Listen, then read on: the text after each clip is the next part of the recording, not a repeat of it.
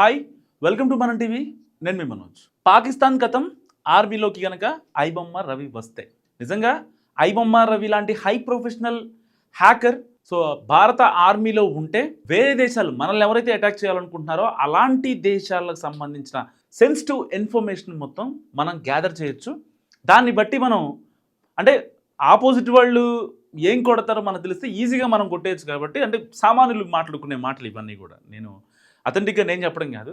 ఎవరైతే ఐబొమ్మ రవికి సపోర్ట్గా మాట్లాడే వాళ్ళు మాటలు. ఇంత హై ప్రొఫెషనల్ని ఎందుకు రిమాండ్లో ఉంచి కస్టడీలో ఉంచి ఆయన అంత ఇబ్బంది పెట్టడం?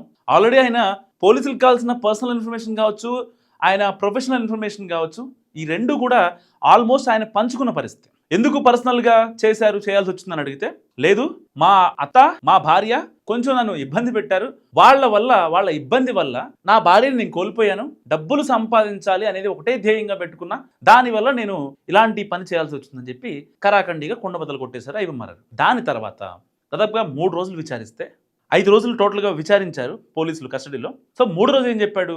అప్పటి నుంచి పోలీసు వాళ్ళు హార్డ్ డిస్క్లు కావచ్చు, పెన్ డ్రైవ్లు కావచ్చు, ఇంకా ఆయన దగ్గర ఉన్న సెన్సిటివ్ ఇన్ఫర్మేషన్ డొమైన్స్ సంబంధించి, ఇంకా ఏదైతే సర్వర్లు ఇన్ఫర్మేషన్ కావచ్చు, వాటికి సంబంధించిన యూజర్ ఐడీలు, పాస్వర్డ్లు మొత్తం కూడా ఆయన సిస్టంలో లేకుండా చేశాడు. సో దానికి సంబంధించి ఎక్కడెక్కడి నుంచి, ఇంకా కరేబియన్ దీవుల నుంచి నడుపుతున్నారా, నెదర్లాండ్స్ నుంచి నడుపుతున్నారా, మీ సిస్టమ్ని మీ సర్వర్ని ఎక్కడెక్కడ ఉన్నాయి, ఎంతమంది మీ కింద పనిచేస్తున్నారు అనే ప్రశ్నలు వరుసగా సంధిస్తే ఆధారాలతో సహా చూపించి మాట్లాడిచ్చినా సరే ఐబొమ్మ రవి ఎక్కడా కూడా నోరు మెదపని పరిస్థితి. దాదాపుగా ఏ టెక్నికల్గా లాజికల్గా ఏ క్వశ్చన్ అడిగినా సరే తెలీదు, గుర్తులేదు, మర్చిపోయా అన్నట్టుగానే ఆయన సమాధానం చెప్తున్నాడు. సో ఒక పక్కేమో ఆయనకి ఈ యొక్క ఫ్యాన్స్ విపరీతంగా ఆ క్రేజ్ పెరిగిపోతుంది. బేసిక్గా చెప్పాలంటే అంటే ఆయన ఎందుకు అరెస్ట్ చేస్తారు, అరెస్ట్ చేయాల్సిన అవసరం ఏంటి, ఆయన ఎలాగైనా బయటికి లాక్కొస్తాం, అసలు ఆయన మీద పెట్టింది కేసే కాదు అని చెప్పి లాయర్లు, ఇటు నెటిజన్లు కామెంట్లేమో అలాంటి వ్యక్తి వల్ల మేము ఎన్నో సినిమాలు థియేటర్కి వెళ్లకుండా చూసాము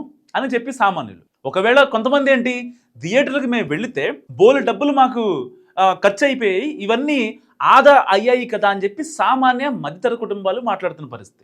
ఇటు సినిమా ఇండస్ట్రీలో కూడా ఆయనకే ఫేవర్గా ఉన్నారు కొంతమంది, మాట్లాడుతున్నారు. హీరో శివాజీ కావచ్చు, ఇంకా డైరెక్టర్ రాజీవి కావచ్చు, వీళ్ళంతా కూడా మాట్లాడుతున్నారు, బయటకు వచ్చి ఈవెన్ ట్వీట్లు పెడుతున్నారు. సో అలాంటి ఐబొమ్మ రవి నిజంగా పోలీసులు ఉంచిన కస్టడీలో ఉండడం కరెక్టా, లేకపోతే భారత ఆర్మీకి వెళ్ళి అక్కడ ఈయన సేవలు కనుక ఉపయోగించుకుంటే నిజంగా శత్రు దేశాలకు సంబంధించిన ఆ సెన్సిటివ్ ఇన్ఫర్మేషన్ ఏదైతే ఉంటుందో ఈజీగా గ్యాదర్ అవుతుంది కదా, దాన్ని బట్టి మనం ఇంకా స్ట్రాంగ్ అవ్వచ్చు అనేది కొంతమంది నెటిజన్లు చెప్తున్న భావన. సో ఏదేమైనప్పటికీ ఐబొమ్మ రవిని స్టార్టింగ్లోనే ఎన్కౌంటర్ చేయాలి, లేదు అసలు ఐబొమ్మ రవిని నేలమట్టం చేసేయాలని చెప్పి చాలా మంది మాట్లాడారు. ప్రొడ్యూసర్లు శ్రీ కళ్యాణ్ లాంటి వాళ్ళు కూడా మాట్లాడారు. సో ఇప్పుడు ఎవరైతే డైరెక్టర్లు ఎన్కౌంటర్ చేయాలని అన్నారో ఆయన్నే ఇవాళ దేవుళ్లాగా కొలుస్తున్నారు. టాటూలు వేయించుకుంటున్నారు, ఆటోల వెనకాల ఐబొమ్మ రవి అన్న అని చెప్పి బొమ్మలు వేపిస్తున్నారు ఆటోల వెనకాల.